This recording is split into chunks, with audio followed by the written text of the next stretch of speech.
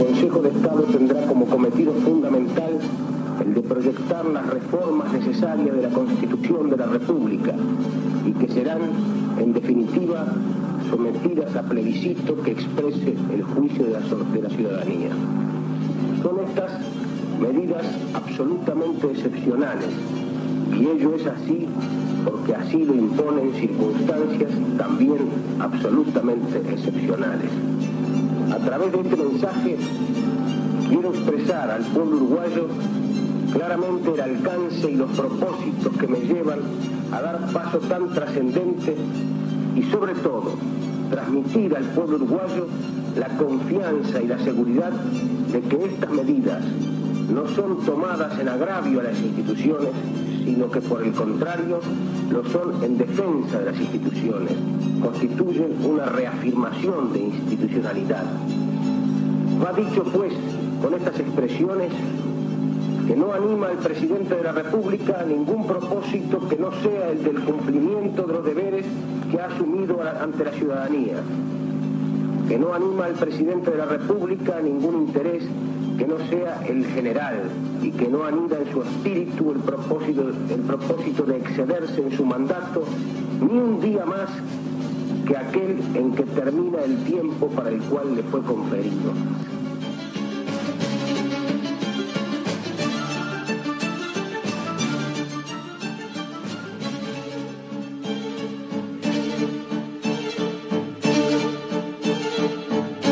Buenas noches. Les doy la bienvenida a una edición especial de Subrayado sobre un hecho que marcó fuertemente la vida del país y enluteció la democracia uruguaya.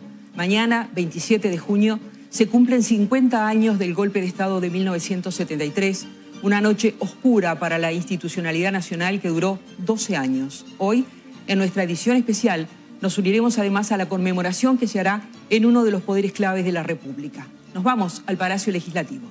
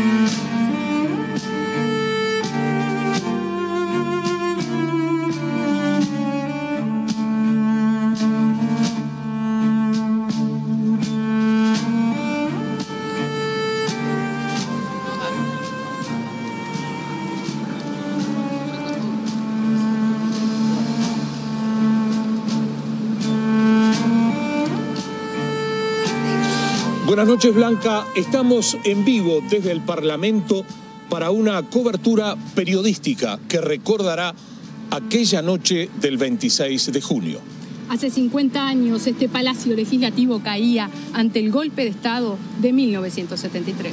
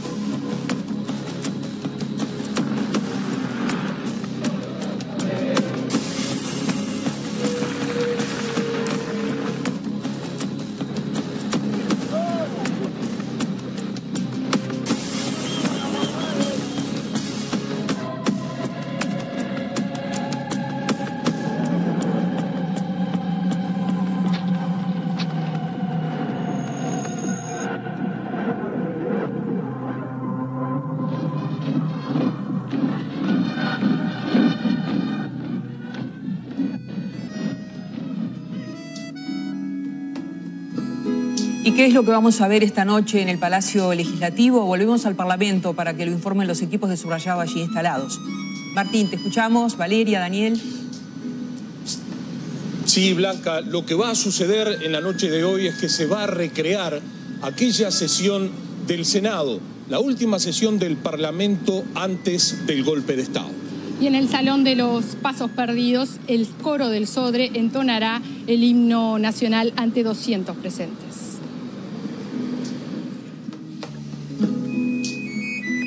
Te escuchamos, Daniel. Por esta puerta, la puerta del Senado, va a ingresar el presidente Luis Lacalle Pou. Más temprano lo hizo el presidente, ya en democracia, Luis Alberto Lacalle Herrera, y se espera la llegada de Julio María Sanguinetti y José Mujica. Todo esto aquí en vivo en Subrayado. Gracias. Esto es lo que se vivirá esta noche en el Palacio Legislativo. Quiero agregarles que también se está llevando a cabo, como ya ha sido informado por nuestros compañeros en las ediciones anteriores, una vigilia en el entorno del Palacio, que también vamos a estar compartiendo con ustedes más adelante, con velas rodeando el Parlamento. Pero ¿qué les parece si nos vamos ahora a un análisis, si nos vamos a lo que ocurría hace 50 años en la sociedad uruguaya, en sus organizaciones, en las familias, en las fábricas, en las universidades, en las calles? ¿Cómo se vivía este hecho cuando ocurrió hace 50 años? Para ello estamos con el historiador y analista político Gerardo Caetano. Bienvenido, Gerardo. Un gusto, Blanca. Gracias. Y también con el sociólogo, director de equipos consultores, Ignacio Suárez. Bienvenido, Ignacio. Buenas noches, Blanca. Comenzamos entonces, Gerardo, si te parece, por estas preguntas que yo hacía recién. La previa de esto, o sea, la previa de esta ruptura institucional, ¿cómo se estaba viviendo en el Uruguay? Era la crónica de una muerte anunciada, lamentablemente. Las Fuerzas Armadas ya venían desbordando los cánones institucionales desde hacía mucho tiempo. Recordemos simplemente 3 secuencias. Cuando ya habían declarado derrotada a la guerrilla armada, en octubre del 72, bueno, el que entonces era el jefe de la región militar número 1, un protagonista del golpe, el general Esteban Cristi, impidió la liberación dispuesta por la justicia de 4 médicos que estaban siendo objeto de una tortura feroz. Al mismo tiempo, en octubre, el connotado doctor Jorge Valle, principal dirigente, el líder de la lista 15, se le imponía la justicia militar y era apresado pese a la oposición de la justicia civil. En febrero ocurrió lo que conocemos. Ya lo había alertado con enorme coraje Amílcar Vasconcelos el 1 de febrero.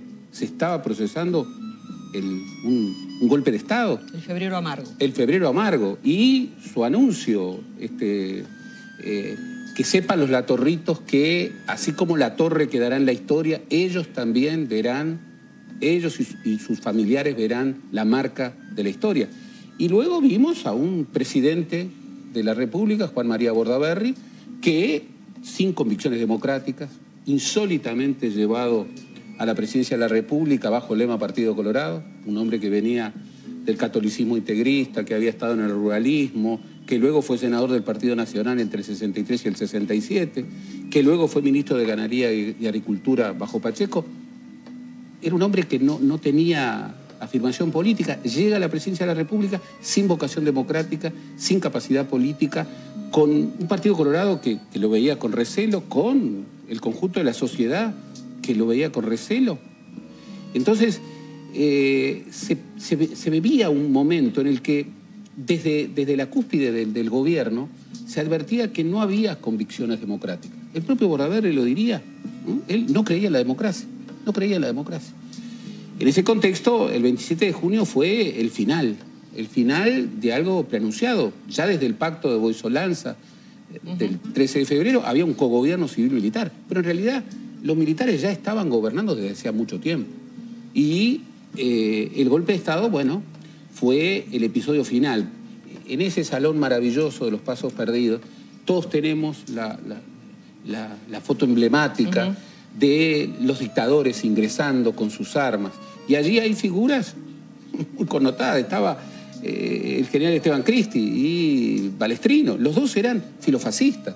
Estaba Gregorio Álvarez, que era un hombre de una vocación y ambición política extraordinaria.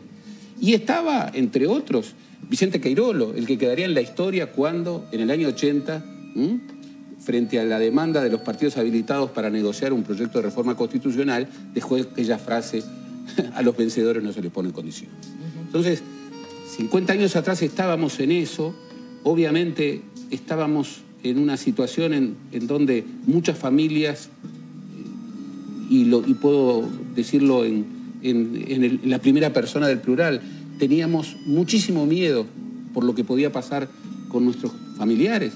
En las fábricas estaban los trabajadores, bueno, ya con el contexto de aplicación que es inherente a una central de trabajadores en un país democrático, que es frente a la quiebra institucional tenía que haber, bueno, una huelga general. Lamentablemente, esa actitud de huelga general que debió ocurrir en febrero, cuando se quebraron las instituciones, bueno, no se desarrolló en febrero, es esa una de las tantas confusiones, pero en junio se inició una resistencia realmente extraordinaria, heroica en muchos aspectos, de una huelga general que perduró durante 15 días. Vamos ahora al testimonio de 3 expresidentes de nuestro país sobre las vivencias de ese día. Comenzamos por el 2 veces presidente por el Partido Colorado, Julio María Sanguinetti. La incertidumbre, no sabíamos qué iba a pasar, no sabíamos qué podía ocurrir. Eso es lo personal, digamos, pero lo importaba era lo político, lo colectivo.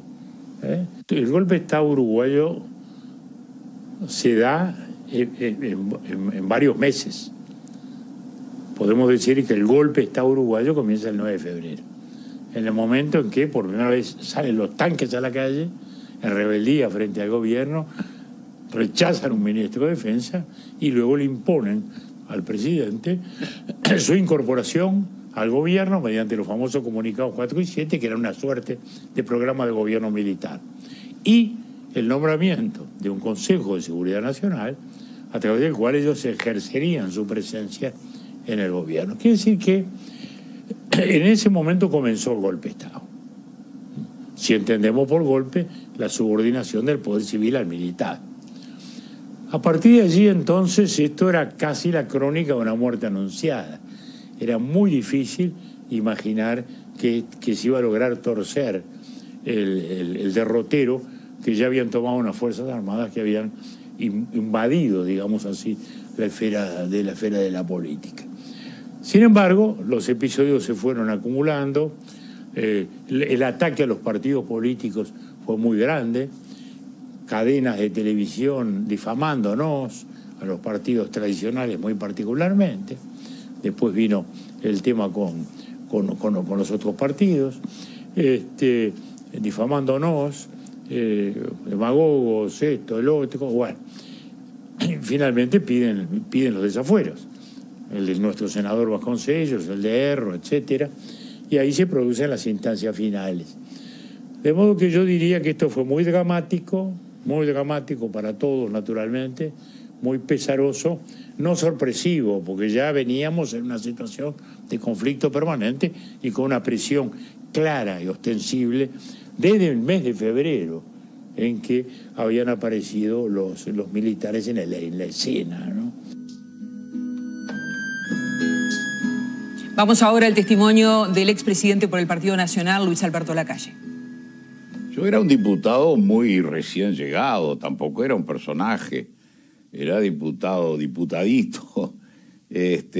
Y bueno, había rumores, no los creíamos, siempre creíamos que en el Uruguay no iba a pasar nunca nada parecido, un poquitito de orgullo y un puntito de soberbia nacional.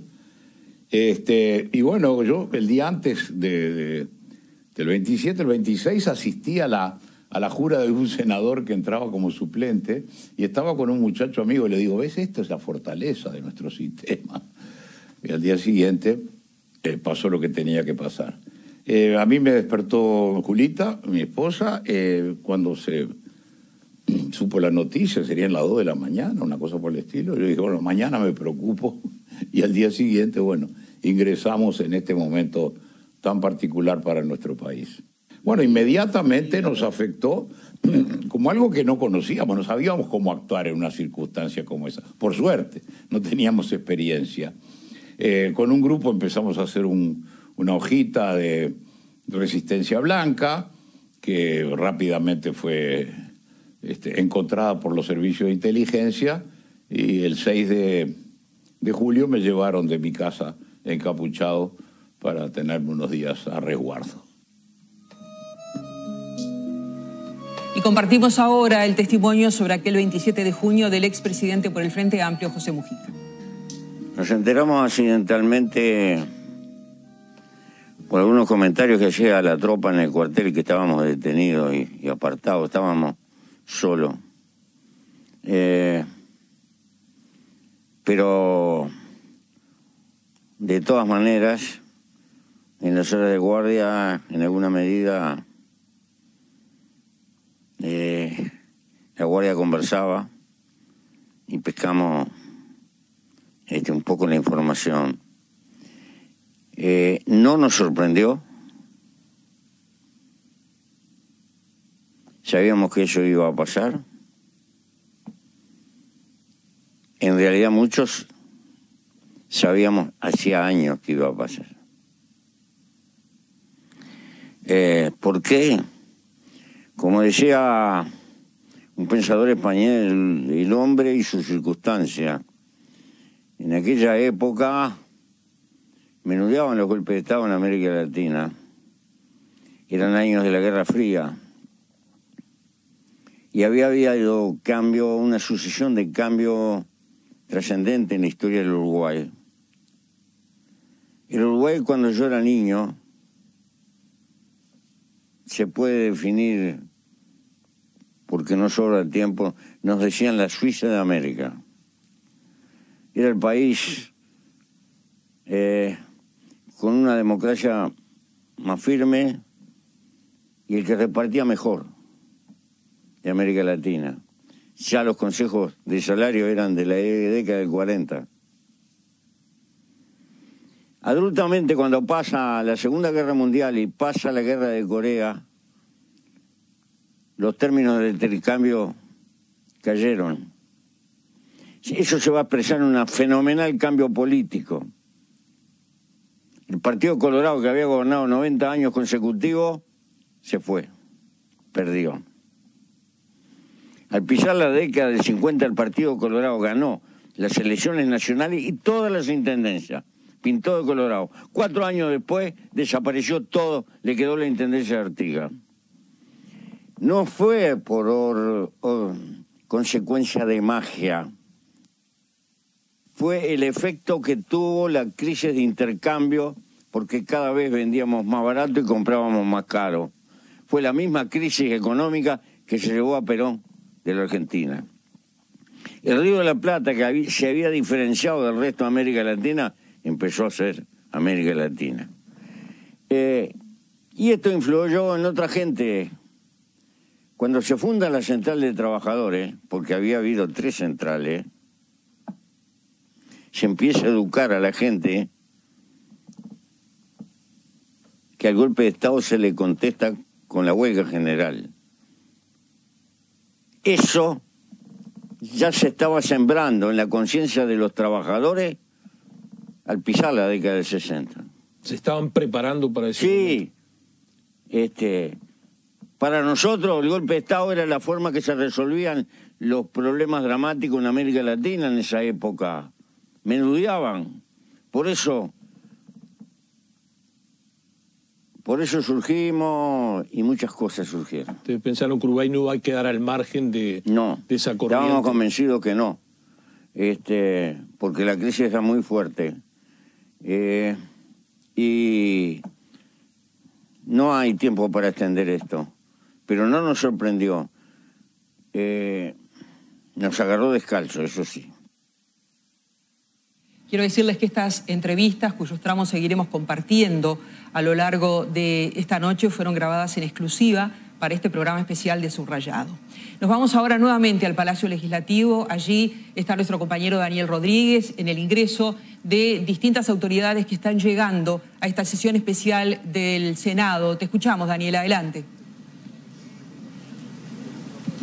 Sí, Blanca, y ese instante con una imagen muy significativa, y era la presencia del ministro de Defensa, Javier García, junto a los mandos militares, a los comandantes del Ejército, Fuerza Aérea y la Armada, y también del jefe del Estado Mayor de la Defensa, ingresando para estar presente en esta sesión especial. Una imagen muy distinta con respecto a lo que pasó hace 50 años. En este momento está ingresando el presidente Sanguinetti, Álvaro Delgado, el secretario de Presidencia. Bueno, Sanguinetti, ¿qué espera de esta jornada? Bueno, un recuerdo emotivo de aquel momento tan doloroso. Muy bien. Allí lo que decía Sanguinetti al ingresar, un recuerdo emotivo de un momento doloroso, una síntesis, complementando lo que ya vimos en subrayado, las palabras del presidente Sanguinetti en estas entrevistas exclusivas y especiales. Esto, Blanca, lo que ocurre en este momento, la presencia de ministros, ahora Sanguinetti, más temprano entró a la calle Herrera, se espera en unos minutos la llegada del presidente de la calle Pou.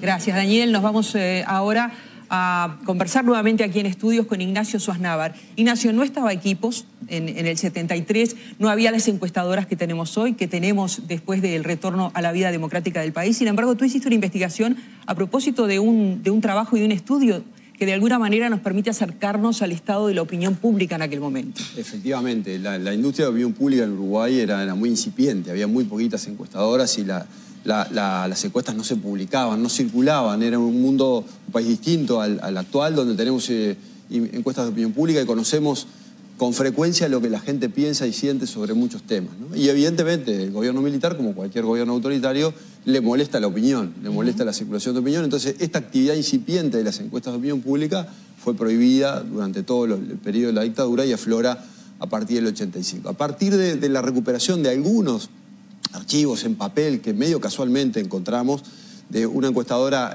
Gallup, que operaba en Uruguay en aquel tiempo, una encuestadora que después estuvo envuelta en algunas polémicas, pero pudimos rescatar alguna información que nos acerca a ver cómo los uruguayos sentían ese momento. Algunas capaz que nos pueden sorprender. Lo primero que vamos a ver tiene que ver con algo que estaba instalado en el contexto, que era un fuerte conflicto entre militares y políticos, ¿no? Los militares estaban denunciando fuertemente a los políticos, a la clase política, como un conjunto, como tenedores de un conjunto de privilegios y abusos que de alguna manera pretendían legitimar la posición de los militares. ¿Y qué opinaban los uruguayos, según la encuesta de Gallup, en esta confrontación entre militares y políticos? ¿Cómo veían a unos y otros? Y aquí vamos a tener algunas placas en distintas dimensiones sobre militares y políticos. La primera de ellas: ¿quiénes trabajan más seriamente en sus cometidos específicos? Los militares, los políticos, ambos, ninguno no sabe. 50% de los uruguayos decía que los militares trabajaban más seriamente en sus cometidos específicos, 17% de los políticos, 4% ambos, 2% ninguno. Es decir, claramente una mejor imagen de los militares en sus cometidos específicos que de los políticos, con los cuales evidentemente había un malestar social instalado. Segunda dimensión de esta serie: ¿quiénes son más respetuosos de la Constitución y las leyes? 44% militares, 23% políticos. Esto es significativo porque esta encuesta es de mayo del 73. O sea, el febrero amargo ya había transcurrido. Sí, y cantidad de denuncias de violaciones. Sin ninguna duda. Sin embargo, una parte importante de la población uruguaya veía a los militares como más respetuosos de la Constitución y las leyes que los políticos. Una tercera dimensión sobre este asunto tiene que ver con quienes usan y abusan más de sus privilegios. 48% de los uruguayos decía que los políticos abusaban más de sus privilegios que los militares. Algunos también decían que los militares, ambos, o algunos no saben, pero otra dimensión este tema de uso y abuso de los privilegios, donde también los políticos salían peor parados que los militares. Una cuarta dimensión que explora la encuesta de Gallup es que quiénes son más útiles para el bienestar del país. Aquí los juicios están un poquito más divididos, pero nuevamente hay un desequilibrio de opinión a favor de los militares. 30% percibía que los militares eran más útiles para el bienestar del país, 19% a los políticos, el resto no sabe. Y la última dimensión que vamos a ver en esta primera introducción: ¿quiénes son más honestos y correctos? Bueno, 40% decía que los militares, 6% de los políticos. Entonces, está claro que más allá de que, mucha gente no contestaba y no podemos decir que hubiera de esto no se puede decir que había un apoyo al golpe de Estado, claro, para nada, ¿no? Esa pregunta no estaba explícita como tal, y después por alguna cosa que vamos a ver después, podemos suponer que si esa pregunta se hubiera hecho, quizá las opiniones hubieran sido diferentes. Pero sí es cierto que en el contexto en el cual se inscribe ese junio del 73, era un contexto de un fuerte descrédito hacia la clase política uruguaya en general. Y si uno mira todos estos datos en función de las preferencias partidarias del momento, era casi unánime. Los votantes de todos los partidos políticos tenían visiones más bien negativas y críticas sobre el desempeño de los políticos y, por contraposición, una imagen no tan desfavorable de los militares. Gracias, Ignacio. Vamos nuevamente al Palacio Legislativo con Martín Lessa en este caso. Adelante, Martín, te escuchamos. Sí, Blanca, ahora desde el Salón de los Pasos Perdidos, donde está quedando todo pronto para lo que va a suceder, la parte de la ceremonia que se desarrollará en este lugar una vez finalizada la sesión en el Senado. Esto es la ubicación que tendrán aquí en una tarima especialmente levantada los integrantes del coro del Sodre que van a entonar las estrofas del himno nacional uruguayo. Pero también habrá un testimonial que será exhibido en esta pantalla gigante que estará a cargo de funcionarios del Palacio Legislativo que estaban aquella noche del 26 de junio de 1973. Concretamente, Juan Árraga, que era administrativo y es el único funcionario que sigue en actividad al día de hoy, Nelly Tavares, taquígrafa, y Miriam Grima, también taquígrafa, van a ofrecer entonces su testimonio de lo que se vivió aquella noche.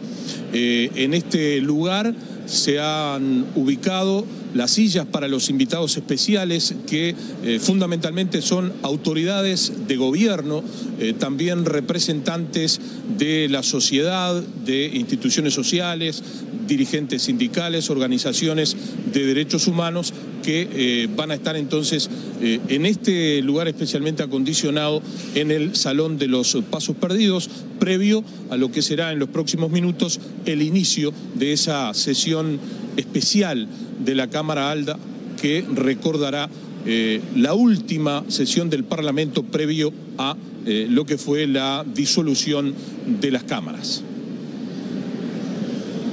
Bien, nos vamos ahora con Daniel Rodríguez o vamos más adelante con Daniel Rodríguez. Ahora vamos a ver qué lectura hacen de aquel golpe, qué significó. Tenemos nuevamente la palabra de los expresidentes. Comenzamos en este caso por el expresidente Mujica. Lo que nosotros llamamos la democracia de ninguna manera es perfecta, ni está terminada. Y no es perfecta esencialmente por las brutales desigualdades que terminan concentrando indirectamente demasiado poder político directo o indirecto en la concentración de las fuerzas económicas. Que el peligro de la democracia es caer en plutocracia, nos demos cuenta o no nos demos cuenta. Pero con todos sus defectos, porque los seres humanos tenemos defectos, es institucionalmente por ahora lo mejor que hemos podido construir los humanos. Por eso hay que cuidarla. No porque sea perfecta, porque es lo mejor como solución que hemos podido encontrar. Y ser consciente de que si la queremos cuidarla, tenemos que mejorar y multiplicar. ¿Y usted cree que se aprendió la lección? A veces sí y a veces no. Pero no son defectos de la democracia en todo caso. Son defectos de nuestra humanidad. Porque es una construcción humana y los humanos estamos lejos de ser perfectos, cometemos errores, nos desviamos y entonces después le echamos la culpa a las instituciones.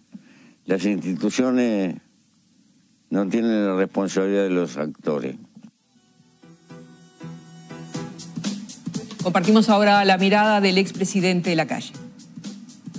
Yo creo que hubo una desvalorización de nuestro sistema, lleno de garantías. Se celebraron elecciones en el 62, en el 66, en el 71, con libertad absoluta de comparecencia, libertad de prensa, había partido trotskista, comunista, Unión Popular, Blanco, Colorado, Unión Cívica. Es decir, no se valoró ni por quienes empezaron el tema subversivo, ni por quienes luego se hicieron cargo del gobierno después del golpe, lo que valía eso en la vida cotidiana. Y eso creo que es el drama que tenemos que tener presente, no para regodearnos mirando para atrás, sino para ver lo que tenemos que cuidar. Y la tradición, el ADN del país es el ADN de la legitimidad del gobierno a través del voto y del ejercicio de los poderes del Estado en forma constitucional. Ahora, ¿qué me corresponde a mí, al televidente, a los periodistas, a los dirigentes sindicales, a los políticos? Yo creo que lo que hay que cuidar es no llevar al extremo las cosas. Es decir, yo tengo una posición, usted tiene otra. Bueno, tenemos que saber defenderla apasionadamente, pero reconociendo que del otro lado hay que escuchar por lo menos. Entonces a mí me parece que esto es como el tema de la bicicleta.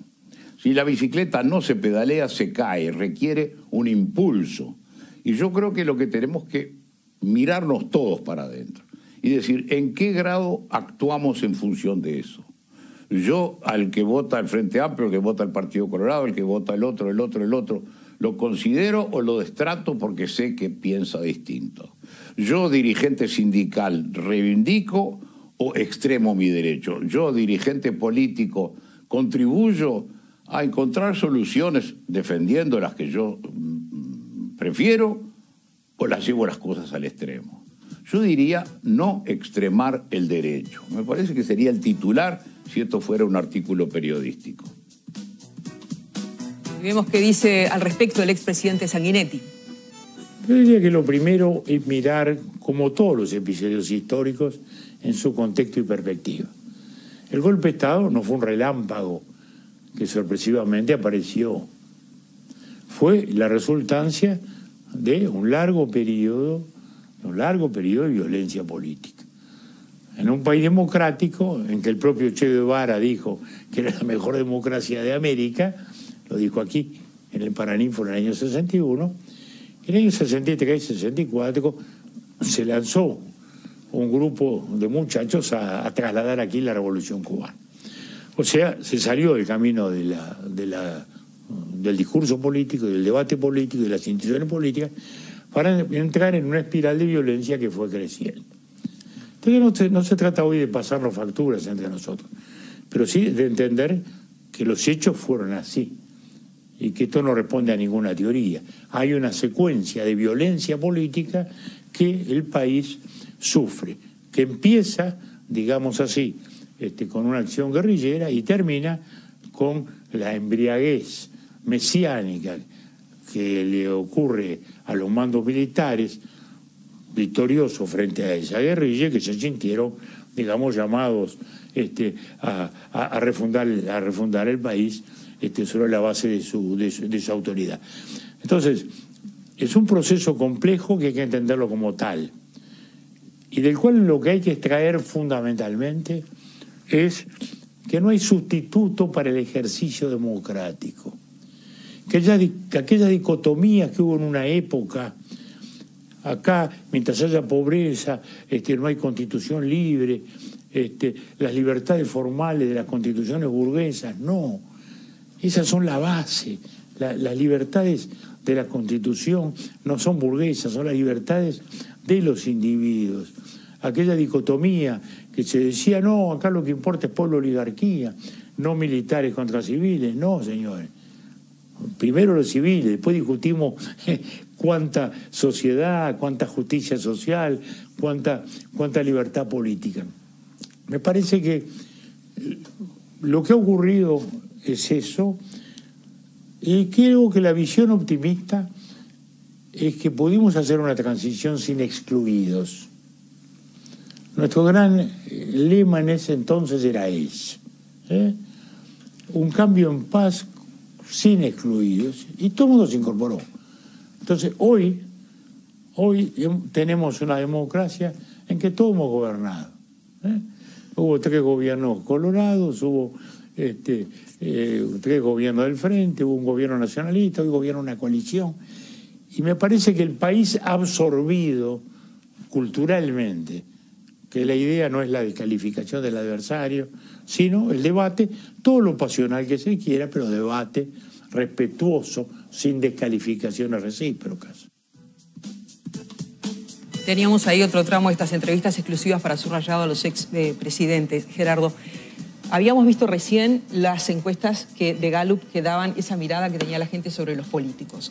Aquí tenemos a expresidentes, figuras políticas de primer nivel. ¿Cuál es tu análisis? ¿Cómo se unen ambas cosas? Bueno, Ignacio es el que sabe de esto. Yo de Gallup tengo los peores recuerdos. Incluso recuerdo particularmente cuando anunciaba la victoria aplastante del sí en el 80. Pero el que sabe es Ignacio y además, bueno, no tiene que hacerse cargo de... Claramente, además ya deslindó al principio, ¿no? De modo que tengo mucha distancia respecto a la credibilidad de esas preguntas hechas de esa manera en ese momento. Pero vamos a esto, que es lo más importante. Seguramente todos los televidentes, cuando ven a estos 3 expresidentes, que por otra parte tienen una trayectoria política muy firme, bueno, tendrán con ellos diferencias, cercanías, múltiples emociones. Sin embargo, hay algo muy importante. Nosotros estamos en un continente, América Latina, en donde no encontramos quién traspasa el poder, quién le entrega la banda presidencial de un presidente a otro. Y acá tenemos algo muy importante, que es quienes piensan muy distinto, sin embargo participan de un consenso democrático fundamental. Nosotros podemos tener las diferencias más grandes de materia ideológica, religiosa, filosófica, pero tenemos que tener un consenso, un pacto para el disenso. Tenemos que formar parte de una plataforma común en donde la clave para dirimir nuestros conflictos es la democracia y es la no violencia.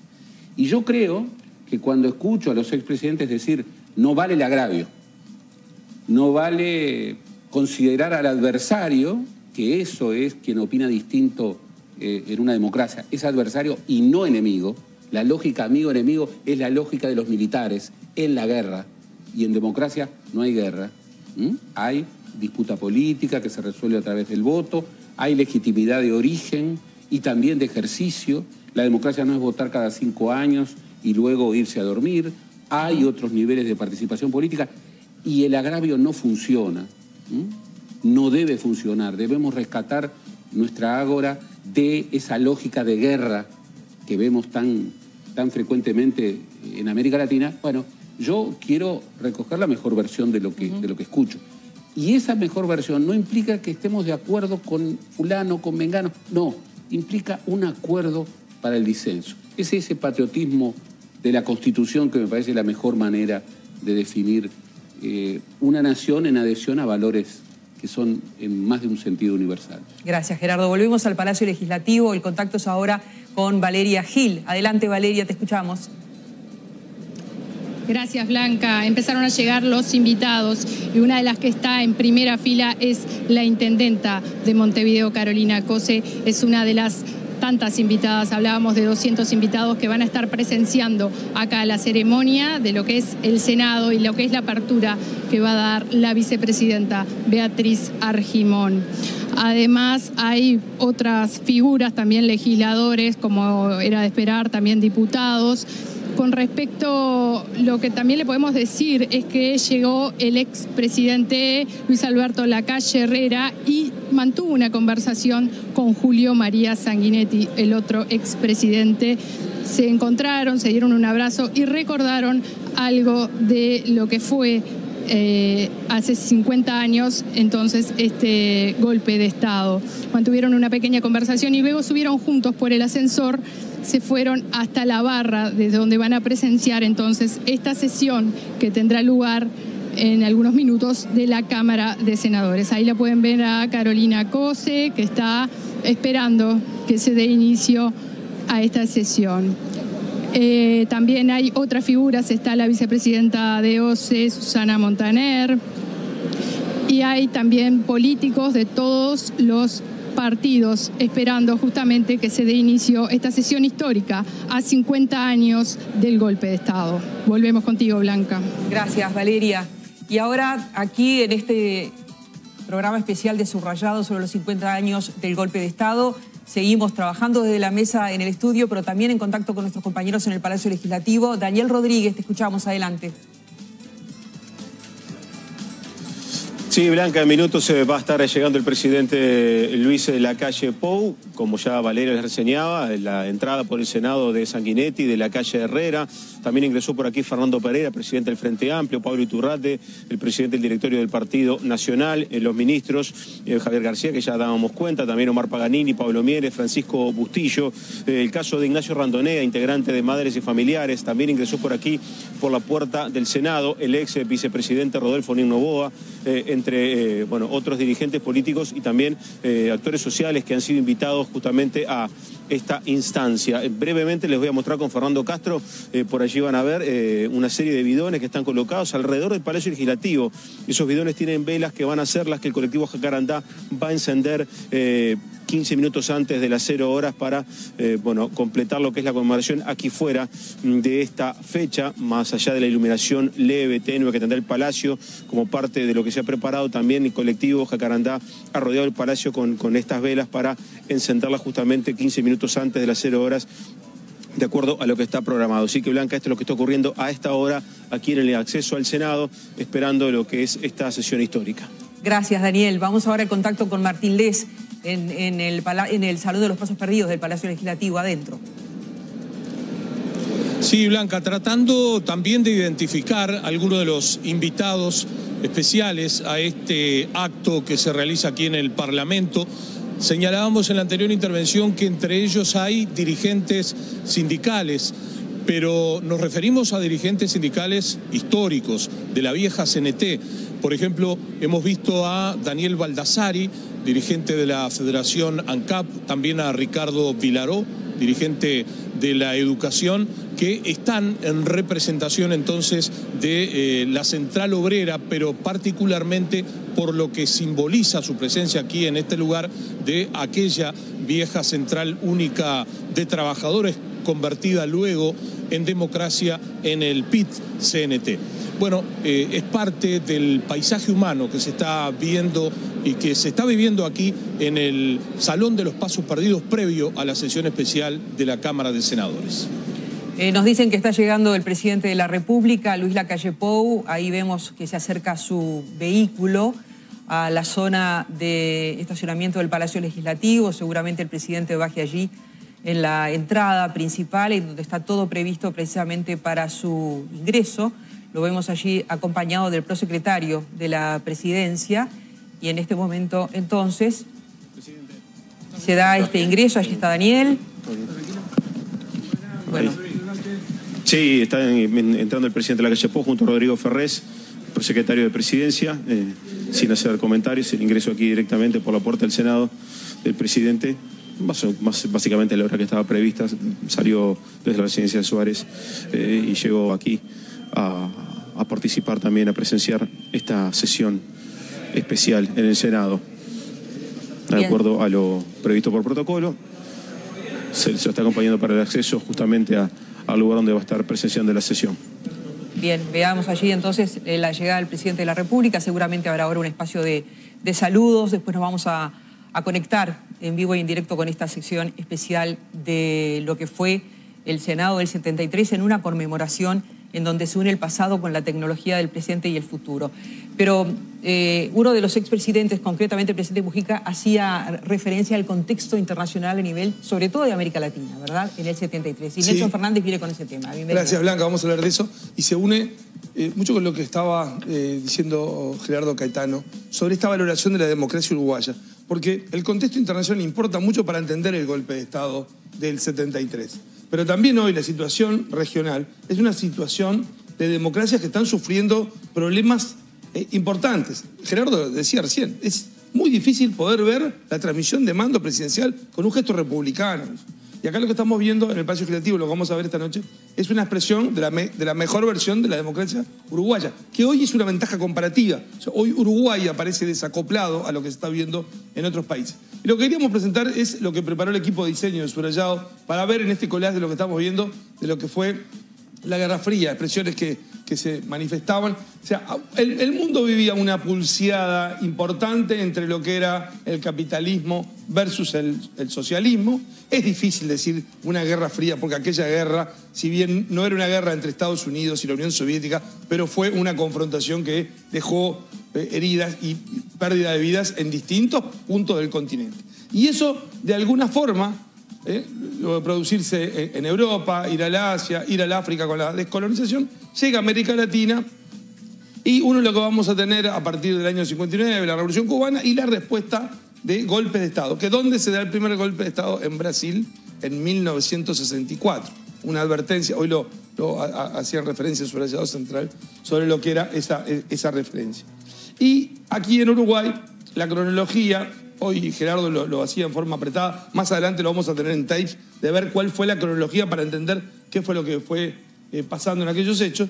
Vamos a pasar a la siguiente pantalla, que está vinculado a lo que pasó en Uruguay, donde en Uruguay hay alternancia de poder. Uruguay venía de un golpe de Estado no muy lejano, el golpe de 33. O sea, cuando se habla del golpe de Estado en Uruguay, hablamos del 73, pero Uruguay tuvo varios golpes de Estado anteriores, en el 33, después el golpe de Valdomir. Surge en Uruguay, como surge en todos los países, un movimiento guerrillero que tiene la meta de hacer la revolución para conquistar el socialismo. La represión es confiada a la policía. La policía logra prácticamente desbaratar al Movimiento de Liberación Nacional Tucumano, no completamente, pero sí básicamente. Y ahí se va a producir algo que vamos a ver en un tape, imágenes que sorprenden para muchos, sorprenden por nuevas, porque hoy hay un centro comercial donde antes había una cárcel. Vamos a ver si podemos ver lo que es. Ahí estamos viendo la cárcel de Punta Carretas. Hoy hay un shopping conocido por todos. En el 71 se produce la fuga de más de 100 presos del MLN y el combate que estaba dirigido por la policía a partir de ese momento, luego de esta fuga que dejan ridículo al gobierno de Pacheco Areco porque se van por un túnel, más de 100 tucumanos y algunos presos comunes, lleva a que el gobierno le encomiende la tarea de la lucha a las Fuerzas Armadas, con lo cual se crean las Fuerzas Conjuntas. Y ahí, sobre esto, Gerardo Caetano ha estudiado mucho y además ha sido tutor de muchas tesis de investigadores que han hecho. Los militares, cuando le encomiendan esto, ya venían con un plan, Gerardo, que estaba preparado no para hacer el combate, sino para mucho más de eso, y con una ambición de poder. Mencionaba lo de Gregorio Álvarez, que es importante, pero con otros que venían con una mentalidad golpista, ¿no? Amén. Hacemos una pausa y seguimos conversando.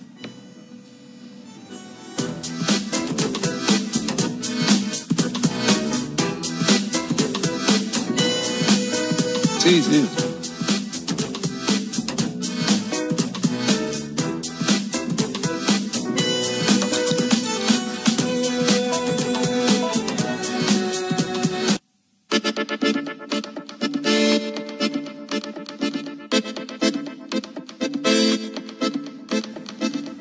Continuamos en esta edición especial de Subrayado a 50 años del golpe de Estado, en esta conmemoración especial que también estamos a minutos de que se inicie allí en el Senado de la República, rememorando precisamente aquella sesión que se realizó para el 27 de agosto de 1973. Una sesión en la que se llegó con el quórum justo, Gerardo, porque faltaban muchísimos senadores. Muchísimos. Y además, en determinado momento quedó sin quórum. Quedó sin quórum. Pero lo siguieron. Y además había, por ejemplo, el presidente del Senado y de la Asamblea General, Jorge Zappelli, en realidad estaba haciendo gestiones de último momento, claro, con el objetivo de impedir el golpe de Estado. Y había otros senadores que dejaron de concurrir. Vamos a la sesión especial conmemorativa del Senado de la República. A la misma hora que hace 50 años de la sesión extraordinaria convocada a efectos de recordar aquella del 26 de junio de 1973, última previa a la disolución de las cámaras, por parte del presidente de la época. Queremos dar la bienvenida al señor presidente de la República, Luis Lacalle Pou, a los señores ex presidentes de la República, doctor Julio María Sanguinetti, doctor Luis Alberto Lacalle Herrera, don José Mujica, a los señores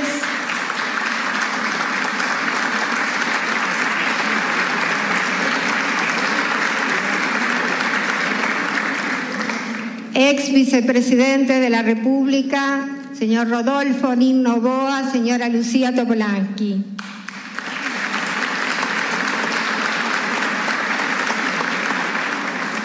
A los señores miembros de la Suprema Corte de Justicia.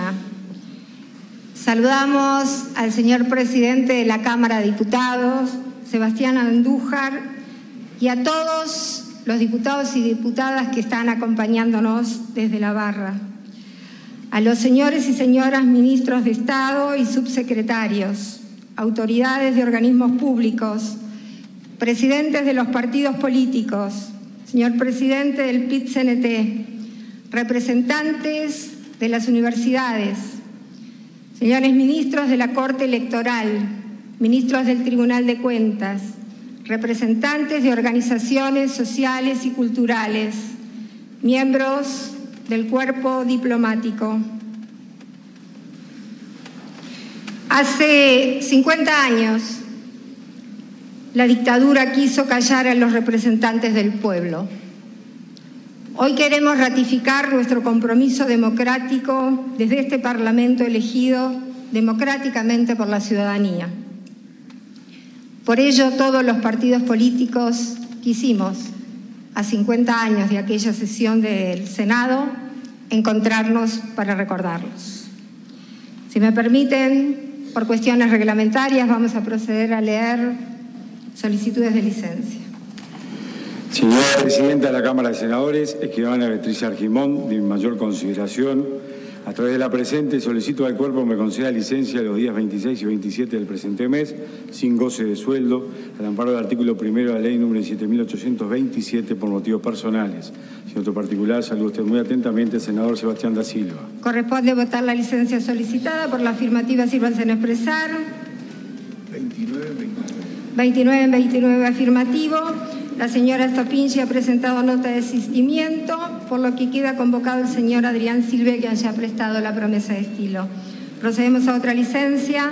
Señora Presidenta de la Cámara de Senadores, escribana Beatriz Argimón, de mi mayor consideración, a través de la presente solicito al cuerpo me conceda licencia por motivos personales para los días 26 y 27 de junio de 2023, al amparo del artículo 1 de la ley número 7827 de 14 de septiembre de 2004. En otro particular, saludo usted muy atentamente el senador Juan Sartori. Procedemos a votar. Por la afirmativa, sírvanse en expresar. 30 en 30 afirmativo. Habiendo desistido el señor Alem García y Rosina Piñeiro, queda convocado el señor Juan Estraneo, quien ya ha prestado la promesa de estilo.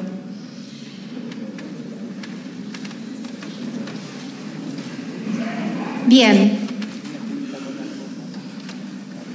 A continuación, vamos a proceder a compartir una representación audiovisual. Queremos hacer previamente algunas aclaraciones.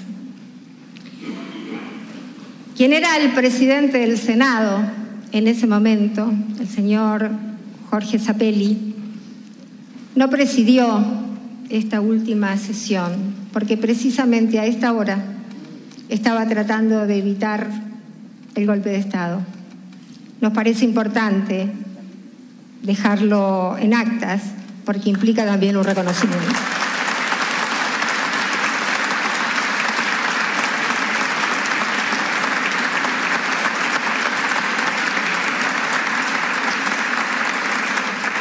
La sesión fue presidida por el entonces senador Pazaguirre y los partidos políticos se fueron expresando. Todos los partidos políticos que aquí estamos constituimos una comisión donde fuimos pensando distintas conmemoraciones que durante el año vamos a estar haciendo. Y en esta oportunidad, los partidos políticos de hoy, en la voz de 3 legisladores cuyos familiares están hoy aquí, a quienes les agradecemos la presencia, queremos recordar su voz en aquella triste historia, ratificando el nunca más. Por eso vamos a solicitar entonces la posibilidad de compartir en esta noche con ustedes, los legisladores de hoy, recordar a través de la tecnología del siglo XXI antecedentes y parte de lo que fue aquella noche. Así que vamos a presentar el audiovisual denominado Por Siempre Democracia.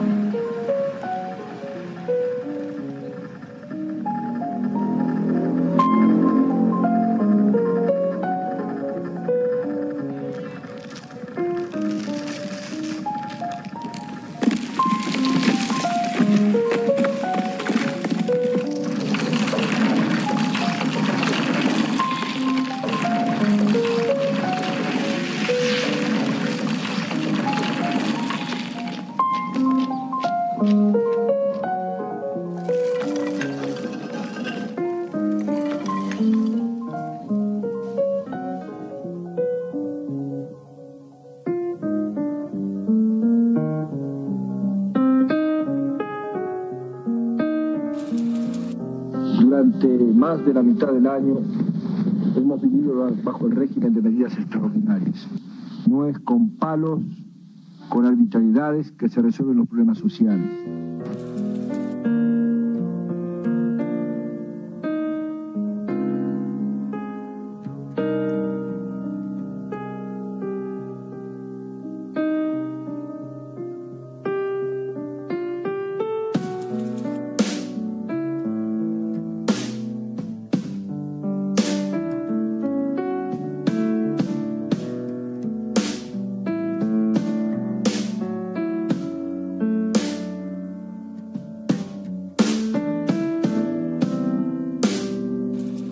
Solicito a usted, señor presidente, se sirva a relevarme del cargo aunque se me honrara.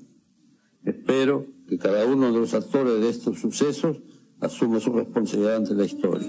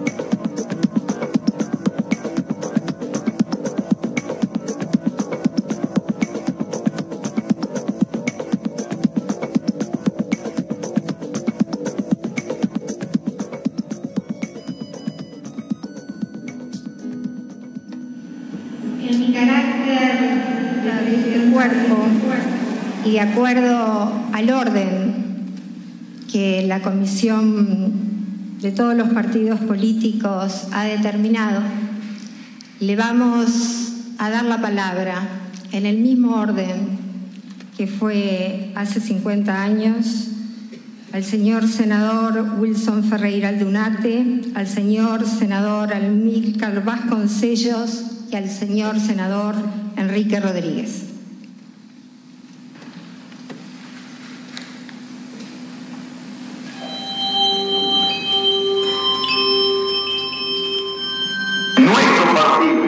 Nuestro partido nacional se considerará en guerra contra el señor Juan María Bordaberry, enemigo de su pueblo. Los señores senadores me permitirán que yo, a pesar de que la hora exige emprender la restauración republicana como una gran empresa nacional, me permitirán que yo haga una invocación que me resulta ineludible a la emoción más intensa que dentro de nuestra alma avienta. Me perdonarán que yo, antes de retirarme de sala, arroje al rostro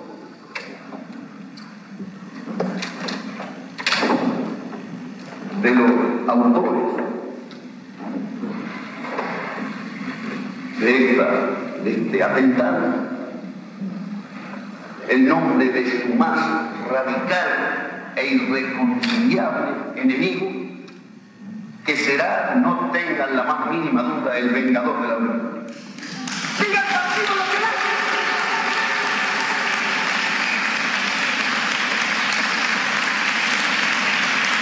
Hay aquí valores de Cristo. Y las hojas del viento de la historia las desparraman y llorigan hasta alrededor de los pueblos. Ellos se sentirán vencedores y muchos serviles y miserables se acercarán para mejorar la situación momentánea. Pero ya sentirán también el látigo de la historia sobre sus nombres, el nombre de sus hijos, como una mancha indeleble por la inmensa traición que están cometiendo contra el Uruguay, y de esto no sabrá absolutamente nada. Contra esto nadie puede defenderse. Así como hace un rato, con el grito de su partido, contestaban otros hombres de sectores políticos diferentes, yo lanzo al país como un grito que es de paz, pero también es de guerra, el grito importante de ¡Viva Valle! Aquí se ha traído a colación el tema de la democracia. Hemos hablado de las carencias de esta democracia. Después de esta jornada aciaga, en la calle, en la dura lucha, en las confrontaciones, en la sangre que seguramente verterán los que han llevado al país a esta encrucijada, más allá de todo esto, surgirá un pueblo que, como aquí se ha dicho, no ha nacido para ser esclavo. Y en el centro de ese pueblo, que nadie tenga un asomo de duda, estarán las fuerzas que componen el núcleo político que nosotros representamos. Y dentro de él estará, lo digo con orgullo, la bandera desplegada en su forma más alta y gallarda, la clase trabajadora del Uruguay, que nunca ha fallado ni le fallará a las causas populares.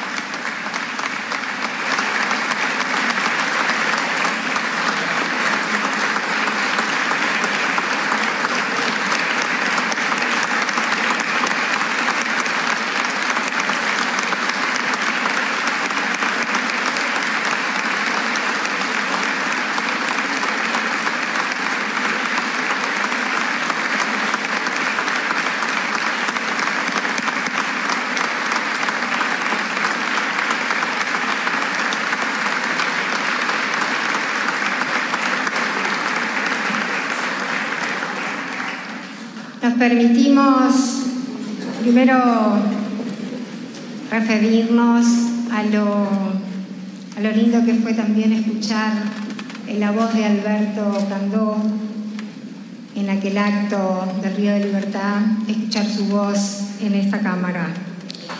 Estuvimos, y nos parece de justicia, recordar, ustedes saben, la sesión del Senado tuvo sucesivos cuartos intermedios, porque obviamente fue una noche de mucha tensión, una noche muy especial.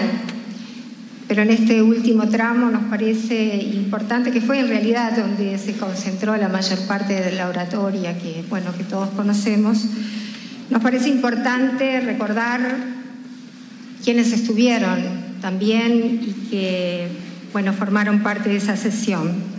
Estuvieron presentes Costanzo, Ferreira Aldunate, Grauer, Hierro Gambardella, Jasso Anchorena, Mederos, Ortiz, Pazaguirre, Pereira, Pla Rodríguez, Rodríguez Camuso, Rodríguez, Santoro, Vasconcellos, Vaz y Zabalza. También, si me permiten, queremos recordar a los funcionarios que estuvieron esa noche aquí en esa sesión. En taquigrafía, a Miriam Grima, también en taquigrafía, a Nelly Tavares, al conserje de sala, Rubén Benítez, y a Juan Árraga, administrativo, el único funcionario que hoy está en actividad.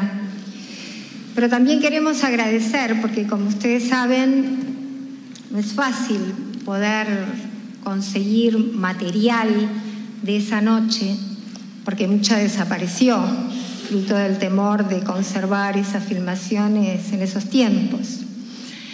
Entonces, agradecerles a quienes contribuyeron a que hayamos podido hacer esto, que les cuento además que todos los partidos tuvimos que ver cuáles eran las voces que mejor podían sentirse para escucharlas esta noche. Alguna de ellas fue ajustada por inteligencia artificial a efectos de poder escuchar todo el tramo del discurso. Pero como ustedes saben, en esta casa convivimos todos los días los legisladores, los funcionarios que hoy dieron testimonio a través de un video de lo que se sintió esa noche, y la prensa. Y hay algunas fotos que identifican ese periodo que fueron conservadas, y hoy quisimos que estuviera presente y nos acompaña con su señora Aurelio González, el gallego, el fotógrafo que determinó.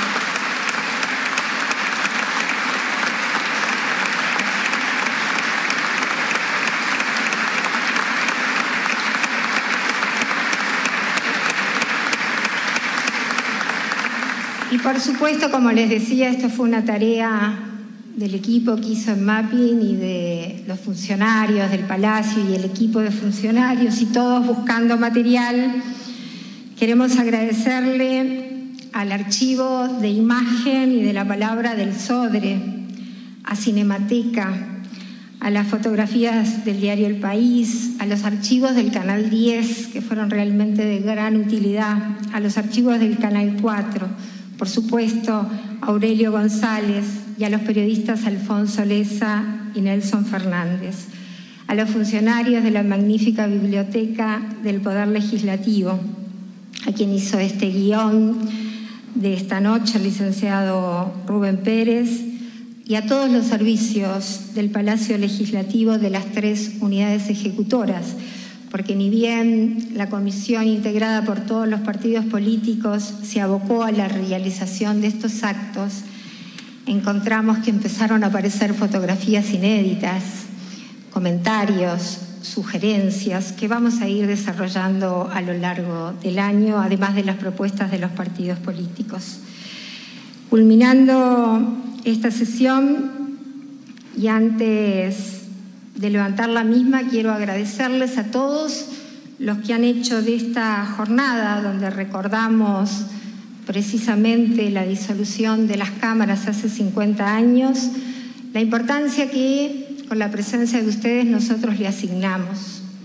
en el más absoluto clamor que sentimos, en especial quienes formamos parte de esta casa, y es la necesidad de decir por siempre democracia. Y como final, les vamos a pedir que nos acompañen al Salón de los Pasos Perdidos. Hace un rato veíamos una foto que tiene que ver con el nunca más. Vamos a invitarlos a cantar el himno nacional por parte del coro del Sodre. Antes que nada le voy a dar la palabra a la senadora Quechichán. Gracias, señora presidenta.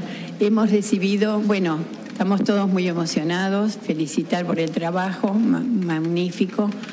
Hemos recibido de muchas juntas departamentales de todo el país que querían sentirse parte también de esto que estamos hoy recordando. Entonces, solicitarle que estos materiales puedan ser compartidos con las 19 juntas departamentales del país. Procedemos a votar lo solicitado. Por la afirmativa, sírvanse en expresar. 31 en 31 afirmativo. Levantamos la sesión.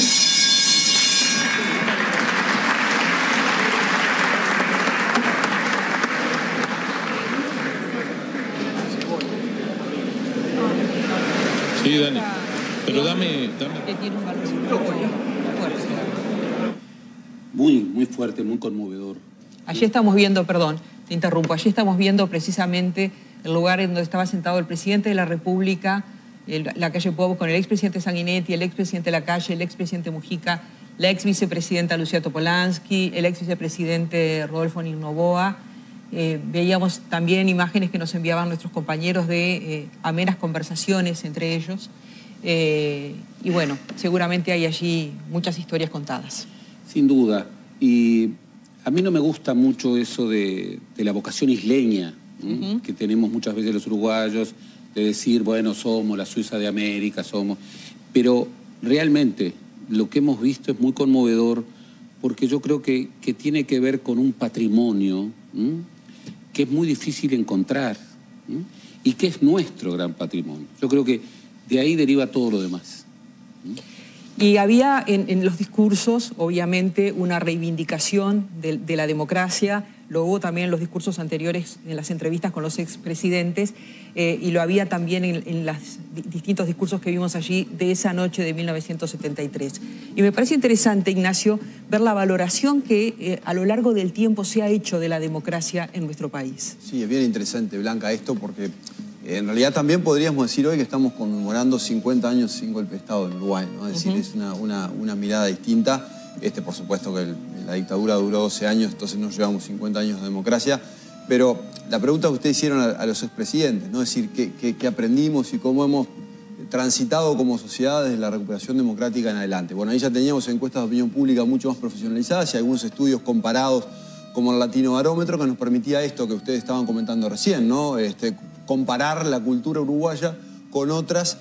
Y en todos estos estudios comparados, Uruguay siempre ha salido muy bien parado. Entonces yo creo que quizá aprendimos a valorar lo que perdimos en un momento, ¿no? Algo que es tan humano y tan natural. Y muchas veces se da en opinión pública en sociedades que han perdido democracia, que empiezan un proceso de revalorización de la misma, ¿no? Entonces tenemos algunos datos sobre Uruguay. Evidentemente Uruguay aparece en América Latina en un contexto muy destacado de la democracia de manera sostenida desde el 84 en adelante, ¿no? Aquí tenemos un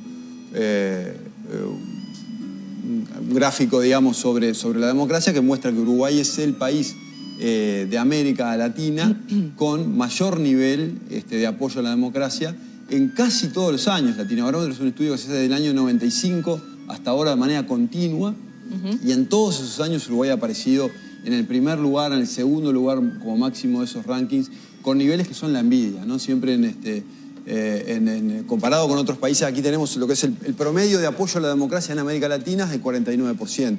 ¿Qué quiere decir apoyo a la democracia? La gente que cree que la democracia es preferible a cualquier otra forma de gobierno. Las otras dos categorías de respuesta son, en algunas circunstancias preferimos un gobierno autoritario, o a mí no me importa si hay democracia o dictadura. Pero los uruguayos, el 74%, son los datos del 2020, de la última encuesta de Latino Barómetro, 74% dicen la democracia es preferible a cualquier otra forma de gobierno. En segundo lugar aparece Venezuela, que ha crecido en los últimos años, posiblemente también como una reacción a la sensación de pérdida de algunos niveles democráticos. Costa Rica, otra democracia ejemplar en América Latina. Los países con menor valoración de la democracia en 2020, Honduras, Ecuador y Panamá. Pero bueno, Uruguay siempre destacado en este contexto internacional. Y si vemos en el siguiente gráfico, vemos que esto ha sido sostenido a lo largo del tiempo, ¿no? Es decir, en todos los años, desde el 95 en adelante, los niveles uruguayos de apoyo a la democracia son muy altos. Una advertencia, de cualquier manera, es lo que ha pasado desde el 2010 en adelante, ¿no? Porque si nosotros miramos la serie larga, es muy buena. Si nosotros miramos desde 2010 en adelante, ya vemos un proceso de cierto deterioro, ¿no? Entonces, quizá la lejanía con ese momento de pérdida de la democracia, quizá nos ha hecho olvidar algunos riesgos, por eso está muy bueno recordarlo en días como el de hoy. En 2020 hubo un proceso de recuperación, en 2023 vuelve a caer un poquito, ¿no? Entonces ahí, si uno mira los datos que todavía no son públicos en 2023, hay como cierto proceso de caída que no nos desploma no nos quita del primer lugar. Seguimos siendo los más demócratas de América Latina, pero comparado con nosotros mismos parece haber como cierta tendencia de declive, que por ahora no se canaliza en un mayor apoyo a un gobierno militar o un gobierno no democrático, pero sí en esta idea tan nefasta, diría uno, que es de me da lo mismo tener un gobierno democrático o no democrático. Estos son los datos de Uruguay hoy. La democracia es preferida a cualquier otra forma de gobierno, 74%. En algunas circunstancias, un gobierno autoritario puede ser preferible, 8%. A la gente como uno nos da lo mismo un régimen democrático que uno no democrático, 13%, pero bueno, Uruguay por lo menos en 2020, en 2023 un poquito menos, pero con muy buenos niveles de y en los estudios que hacen ustedes y en las investigaciones que hacen ustedes, ¿cuáles son las variables que inciden en estas apreciaciones sobre la democracia? En realidad hay muchas, pero hay una que es la más relevante y que es factor de preocupación para nosotros, que es el nivel educativo. Cuanto mayor el nivel educativo de las personas, mayor apoyo a la democracia. Cuando uno lo ve a nivel latinoamericano, eso es muy claro, y lo ve en toda edad y en todo nivel socioeconómico. El nivel educativo es la clave. Entonces, yo tengo algún artículo incluso publicado sobre esta relación entre el nivel educativo y los niveles de apoyo a la democracia y cómo la erosión de los niveles educativos en Uruguay en las últimas décadas es posiblemente una parte de este declive, ¿no? Entonces, la educación no es solo útil para desarrollarse en la vida, conseguir un buen trabajo, etcétera, sino también es una clave para el sustento de la democracia. Gracias, Ignacio. Volvemos al Palacio Legislativo, nos vamos al Salón de los Pasos Perdidos, donde el Coro del Sodre va a estar entonando el himno nacional. Ahí vemos que se traslada el presidente de la República, también los expresidentes, acompañando entonces esta ceremonia especial que se está realizando con motivo de la conmemoración de los 50 años del golpe. Allí vemos a los diputados y le damos el pase a Martín Les, que se encuentra allí. Martín, te escuchamos. Sí, Blanca, sucede que todas estas autoridades eran quienes estaban en las barras del Palacio Legislativo, particularmente de la sala de sesiones de la Cámara de Senadores, y que fueron invitados a trasladarse hacia este lugar donde en algunos minutos entonces se va a cantar el himno nacional por parte del Coro del Sodre. Está el gobierno en pleno encabezado por Luis Lacalle Pou, el secretario de la Presidencia Álvaro Delgado, bueno, los senadores que estuvieron participando de esta sesión, pero también diputados especialmente invitados a esta ocasión y representantes del gabinete ministerial del doctor Lacalle Pou. Tú lo decías, Blanca, lo pudimos apreciar antes del comienzo del acto en la sala del Senado, una animada conversación de los expresidentes de la República, Julio María Sanguinetti, Luis Lacalle Herrera y José Mujica, que fueron indudablemente las figuras que representaban o que representan también a sus respectivos partidos en esta ceremonia tan especial y que, formaron parte entonces también de esta instancia. Van a volver mañana al Palacio Legislativo, donde habrá un conversatorio con la participación de los 3 expresidentes. Ya acá está quedando todo dispuesto, Blanca, para que comience este acto que va a consistir, como decíamos, en el himno nacional entonado por la concurrencia, naturalmente, pero básicamente por el coro del Sodre. Bien, gracias Martín. Sí, allí tenemos imágenes de legisladores de los diferentes partidos en una concurrencia que es notoriamente importante y también de autoridades del gobierno. Allí vemos al presidente conversando con su padre, el expresidente Lacalle, los expresidentes, el diálogo con Mujica.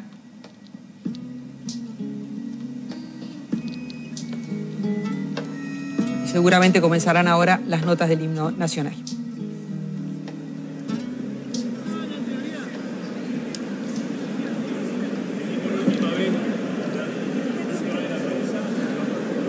Por favor, solicitamos a la prensa dejar el espacio del escenario libre.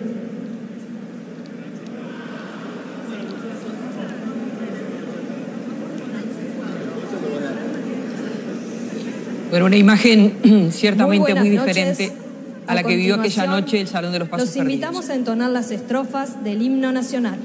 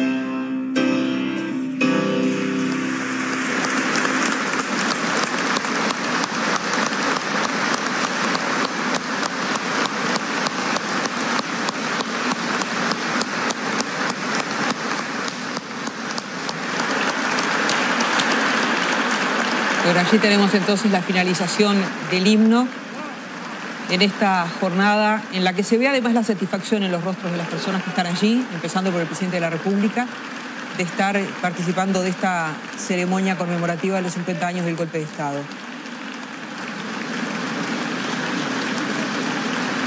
12 años de dictadura, entonces Gerardo, comenzaban ese 27 de junio de 1973, cuando ya de todas maneras había una cantidad de instancias propias de un gobierno totalitario que se estaban llevando adelante. Las cárceles estaban llenas de presos políticos, había atentados. De hecho, en ese día había un pedido especial de una sesión de Wilson Ferreira Aldunate para tratar, por ejemplo, un ataque de la JUP a un grupo de estudiantes. Sin duda, y eso no hay que olvidarlo jamás. O sea, ya hay instancias de represión, de violencia muy duras antes del golpe de Estado del 73. Pero lo que vino después es tremendo. Y esta dimensión de emoción, de recuerdo que uno tiene, no nos debe llevar a olvidar, todo lo contrario. Nos debe llevar a un imperativo de memoria sobre lo que pasó durante esa dictadura. El terrorismo de Estado, la pérdida del 60% del salario de los trabajadores, la primera estimación de pobreza en democracia fue en el año 86, el 46% de los uruguayos habían quedado por debajo de la línea de pobreza. O sea, fue un periodo ominoso. El autoritarismo se impuso en todos los ámbitos.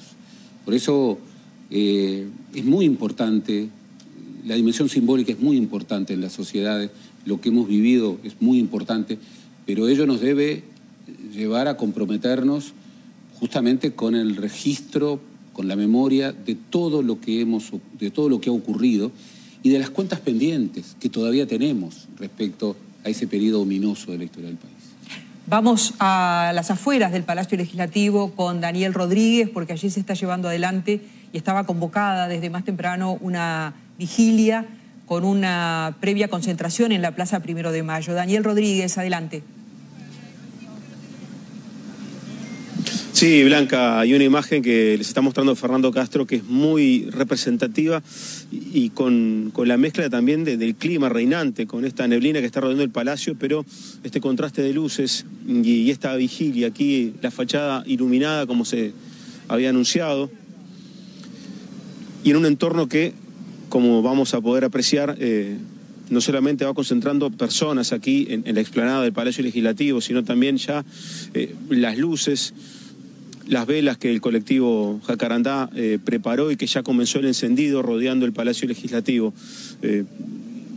Es una sensación muy especial, considerando lo que es esta fecha y cómo la naturaleza ha dejado este entorno del Palacio Legislativo en este momento, con los invitados ya descendiendo por la escalera principal del Palacio Legislativo, y lo que les decía, y les está mostrando Fernando, no solamente la iluminación sobre la fachada del Palacio, sino también ya las velas encendidas alrededor del edificio de las leyes, y la gente ya concentrada aquí en la explanada del Palacio Legislativo.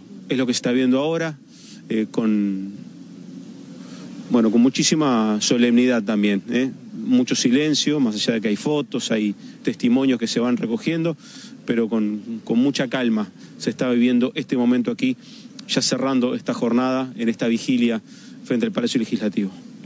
Es impresionante esa imagen de las velas encendidas que nos regalaba recién Fernando contigo, Daniel, con Maxi Correia, también allí trabajando en la Cámara. Tenemos imágenes del dron y esa niebla, ¿verdad?, que en esta noche le da un aspecto tan lúgubre a las afueras del Palacio Legislativo, tan lúgubre como fue la noche de hace 50 años, que fue además, todos los recuerdan, un invierno cruel, ese del 73.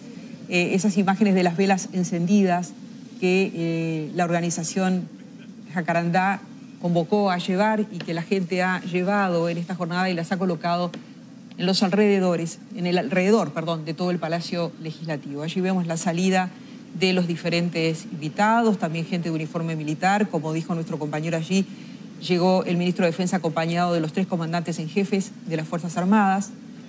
y también todos los diputados y senadores de los diferentes partidos políticos, además de invitados especiales de diferentes instituciones nacionales e internacionales presentes allí, y allí tenemos esa línea impresionante de luz que estamos viendo alrededor del Palacio Legislativo. Una imagen simbólicamente muy fuerte.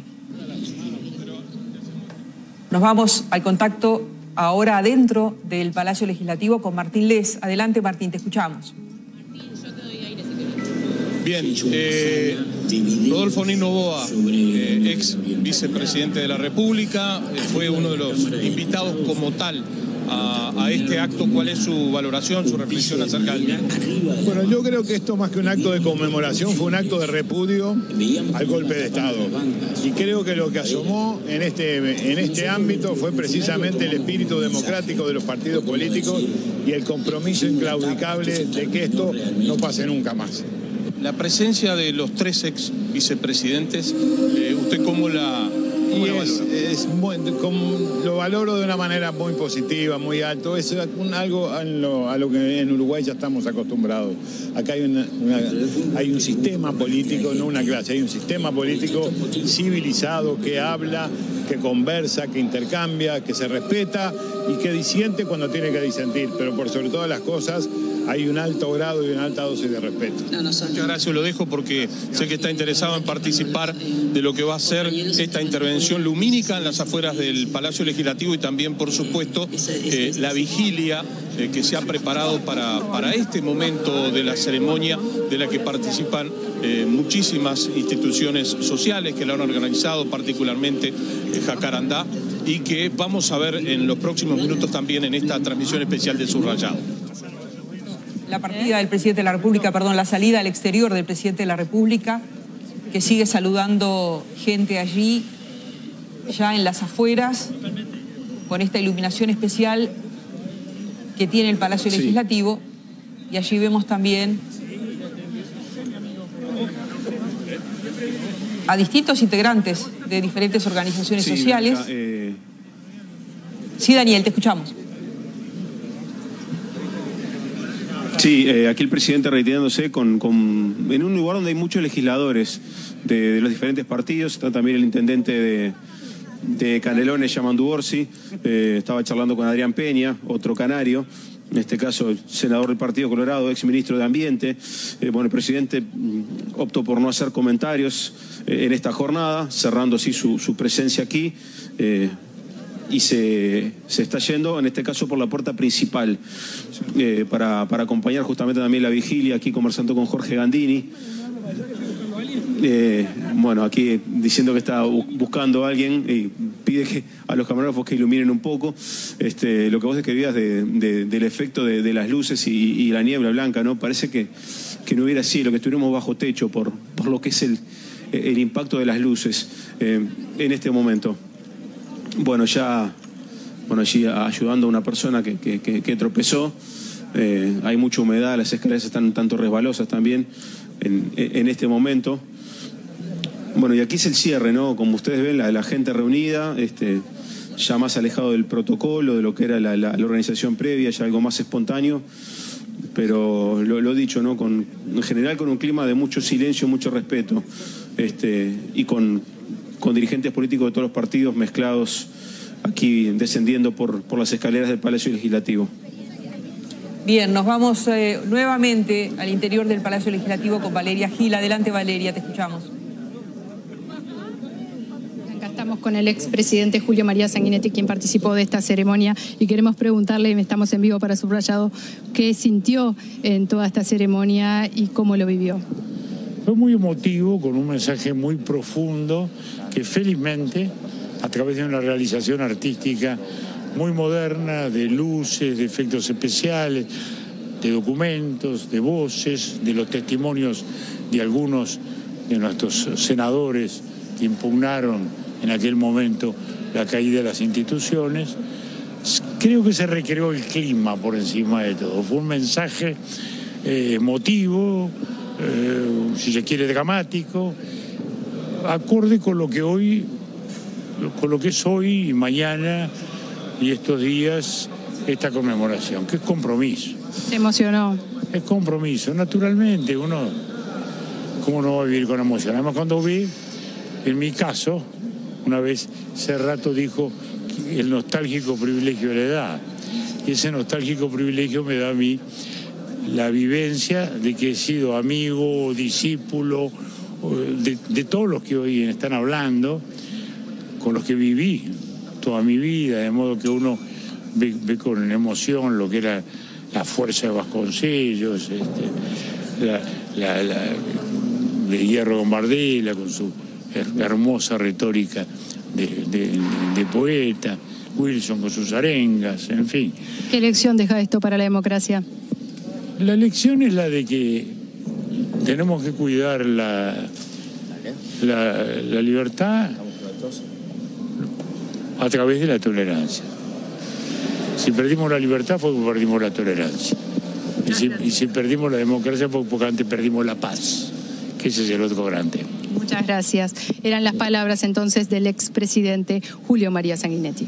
Valeria, nos vamos con Martín Les, que se encuentra en otro punto de allí de los Pasos Perdidos, dialogando con otra senadora. Martín, te escuchamos. Efectivamente, Blanca, con la senadora Lilian Quechichán, y es bien importante, de alguna manera, que Quechichán analice lo que ha sido esta ceremonia, pero particularmente todo el proceso político, sin duda, que significó muchas conversaciones entre partidos para concretar esto que hemos visto y a lo que hemos en el día de hoy asistido. ¿Cómo oposición se siente representada con lo que ha sucedido esta noche en el Palacio? Sí, absolutamente. Primero, como tú decías, porque efectivamente en la previa se conformó una comisión que tenía la palabra de todos los partidos, pero yo creo que esencialmente, porque el tema que nos convocaba nos une de verdad a todos en recordar el 50 años del golpe de Estado, el querer el nunca más y el por siempre democracia.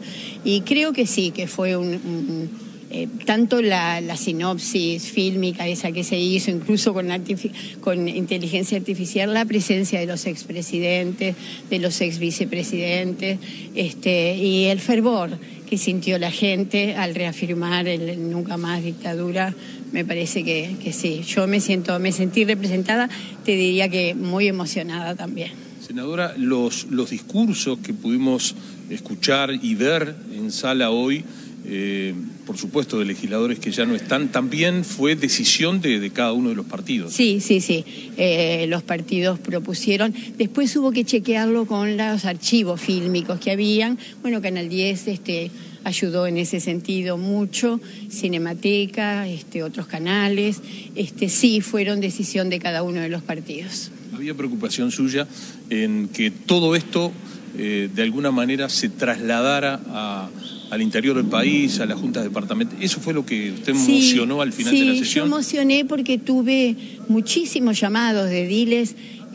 Los ediles estuvieron sesionando en Montevideo este fin de semana y de todos los partidos enterándose de cuáles iban a ser las características de esto que sucedió hoy aquí, decían, bueno, ¿cómo nos podemos sentir parte? ¿Cómo lo pueden compartir?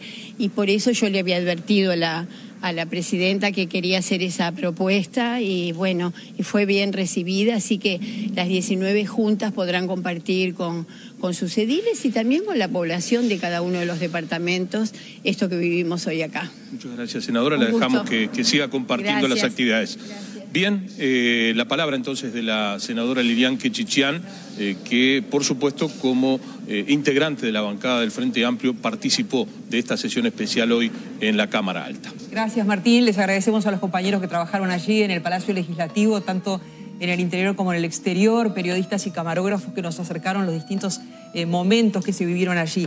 Tenemos que ir cerrando, Ignacio Suaznavar, pero como un estudioso del comportamiento de la sociedad, ¿qué valor puede tener una instancia de este tipo para la sociedad uruguaya, de conmemoración, con tanto valor simbólico, con los 3 expresidentes que están entre nosotros, compartiendo y departiendo allí en el Senado, ¿no? Y yo creo que es importante, ¿no? Yo creo que es importante porque estos símbolos, que al final del día se trata de eso también, los presidentes juntos, toda la sociedad que vivió aquella época y la que vivió las épocas posteriores, compartiendo reflexiones que al final del día son muy similares, vemos mucho consenso en una sociedad que últimamente donde vemos mucho más el disenso que el consenso, efectivamente vemos mucho consenso en señalar estos temas, bueno, puede ser una gotita que termine solidificando y evitando que esas curvas que a veces nos preocupan un poco, a veces un poquito de más, se sigan acentuando, pero bueno, creo que evidentemente es reconfortante que una vez más el Uruguay haya podido ponerse de acuerdo, como decía recién la senadora Quechichán, en un evento de este tipo.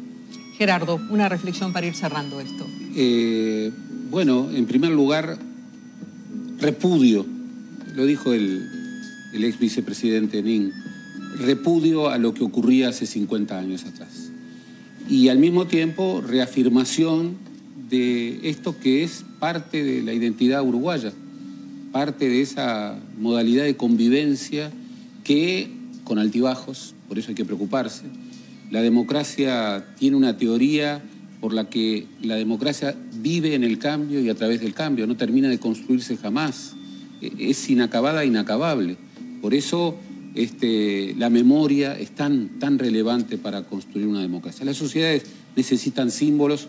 Yo creo que esto que hemos visto es un símbolo que nos une y bien, nos une también en el recuerdo de lo atroz que pasó durante esos años para que afirmemos, bueno, tal vez uno de los reclamos más fuertes que hemos sentido en todos estos tiempos. Nunca más dictadura. Gerardo Caetano, muchas gracias.